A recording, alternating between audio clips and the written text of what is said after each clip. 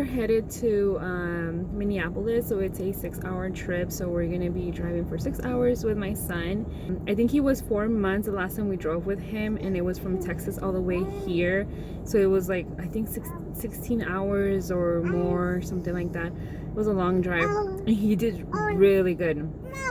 So our trick for this trip hopefully works out. So yeah, so maybe I'll do like little vlogs throughout the trip and give you guys some tips that have worked for us in the past for a road trip, and then hopefully they work this time around now that he is 1. But yeah, but tip number 1, and probably the most important one, is to skip his nap or try to drive during his nap or at bedtime at night. So we decided to drive during his nap, so tiring him out, and so that we don't have to drive at night. But if we do, we'll stop. So yeah. But yeah, so hopefully he falls asleep right now, because he already ate. He's already ready. He's really quiet back there. He was just talking because he heard me talk right now. But he is starting, he might cry a little bit for like a minute when we hit the road, because he cries when he wants to go to sleep when he's in the car, but then eventually he falls asleep in the car right away after his like minute cry.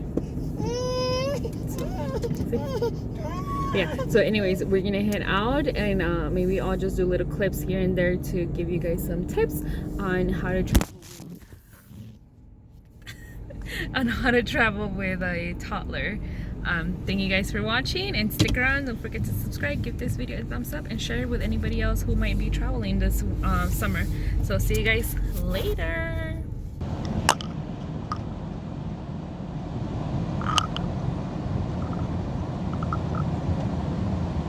And you know what, I just realized I should have brought my microphone and put it on, because I think the road noise is gonna overpower my voice. Sorry, it's moving in. I don't think it's gonna pick it up. We'll see. So let's try to see if this actually picks up my voice somewhat better. So yeah, so it's 4:30 minutes away. We're 4.5 hours away. So Ethan actually ended up sleeping all the way. He did not even cry. As soon as we got out of the garage, he fell asleep. And so he ended up sleeping like an hour and a half. He just woke up, and he's really calm. So we're just gonna let him stick around there until he starts nagging. Usually when he wakes up, he tends to be a little bit more like kind of very mellow. In the mornings, he jumps out of bed and wants to like start playing and run around. But after his nap, he usually takes a while to get there. So we're just gonna let him just chill there until he starts nagging, and then we'll stop. So I guess tip number 2,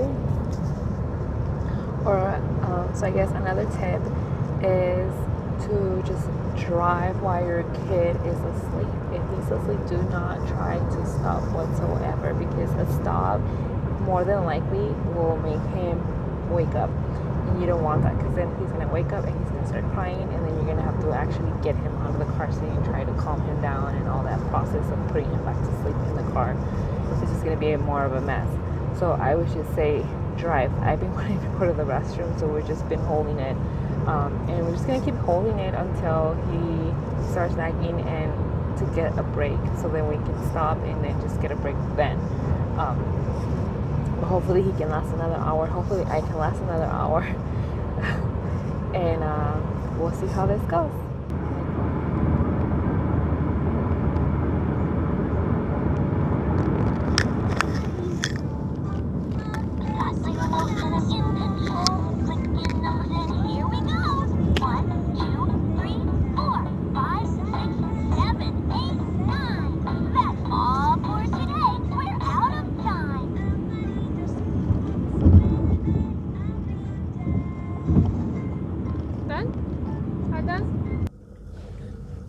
I love watermelon.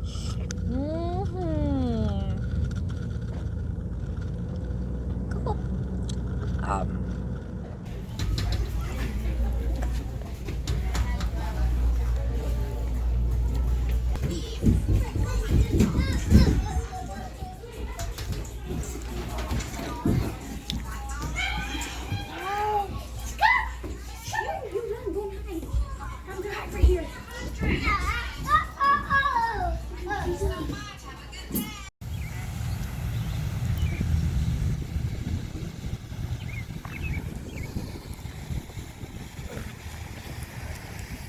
¿Dónde están los patos, papi?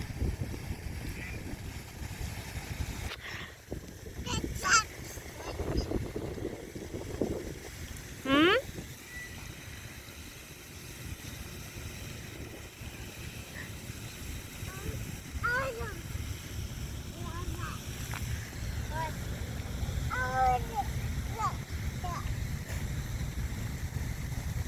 ¿Dónde están? ¿Ves por ahí?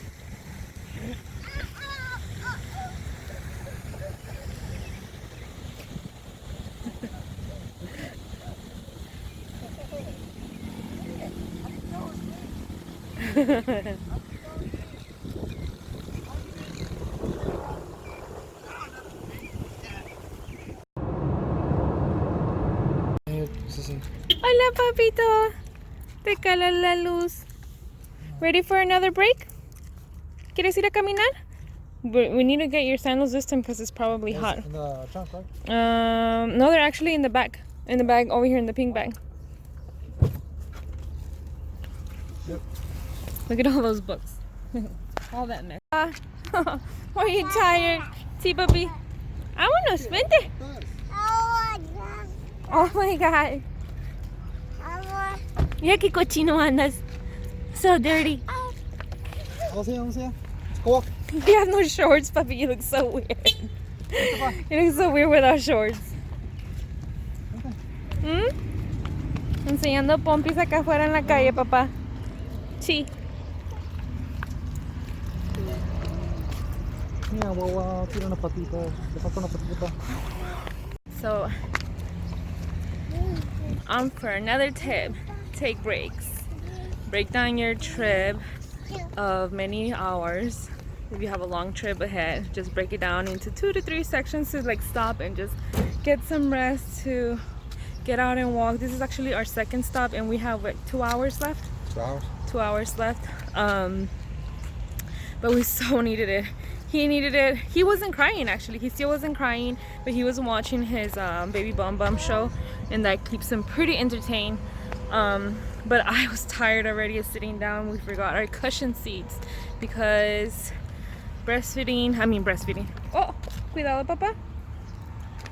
Because pregnancy messed up my tailbone. So it hurts to sit down a lot for a long time. But we forgot it, so it sucks.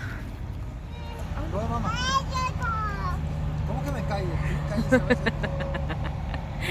He's getting after his daddy. Tú regáñalo, papi, regáñalo, que porque se va y te deja solo ahí. Dile, papá, tú dile. Mira, mami.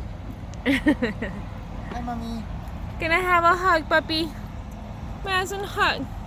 Sí. Ay, cosita bonita de mami. Ay. ¿Dónde está daddy? Hi. Touch it. Ay, tira un besito. Touch. Touch it. ¿Dónde está dada? ¿Qué? Ah, Touch. te pegas.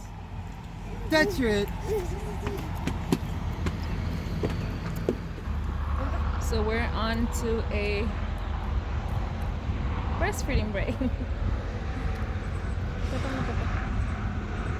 So he still breastfeeds. Look at all these baby hairs. And then we get down. So trips. Ah, are you done?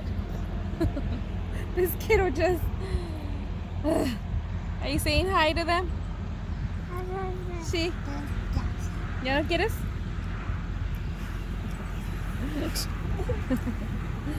Yes.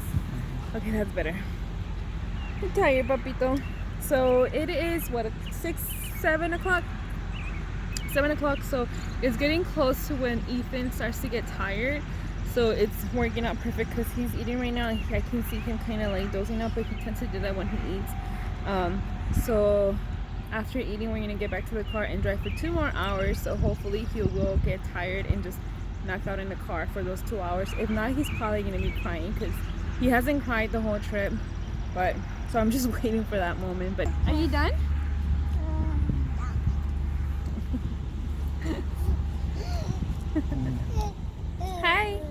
Mira quién llegó, las niñas. Oh, he just saw it and goes, "Hey, you want to go play with them? ¿Quieres ir a jugar con ellos? ¿Con los niños? ¿Ya no quieres Titi? ¿No? ¿Ya no quieres? Así. ¿Eh? ¿Sí quieres? Pues no se quite, papito. But yeah, so yeah, snacks. Pack tons and tons of snacks. All the snacks that your kid likes. Preferably his favorite snacks. So in case he does cry, you can always win him over with his favorite snacks. Books. For us, Ethan, he loves books. So he has his favorite reading books that he has. And I read to him one which was a new one whenever he was starting to get fussy, and it worked perfectly because he calmed down right away before we took our first break. Besides that, I would say, Papa, look at all that milk that leaked out because this. Okay.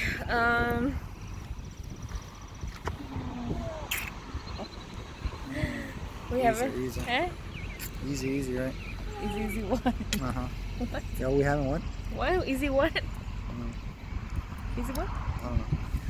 Anyways, Yeah, we haven't had some in a long time. We want to. yes, this is mainly why we're taking this trip because we're hoping that we can get a date out of this weekend. But who knows how Ethan's gonna do for the night because he's so used to sleeping with us. He's got grandma, he's got the cousin, he's got an uncle.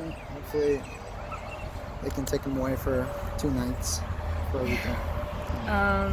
Besides that, I forgot what I was saying. So yeah, snacks. Pack your favorite toys, and you don't want to pack them in the trunk. Pack them in the front to where they're easy accessible for you to just grab them. But yeah, favorite toys or a new toy so that you can suggest that toy whenever your kid is getting cranky or anything like that. So if you're traveling with an infant, I would say, because we did travel with him when he was 4 months, and at that time he would eat more often and nap more often.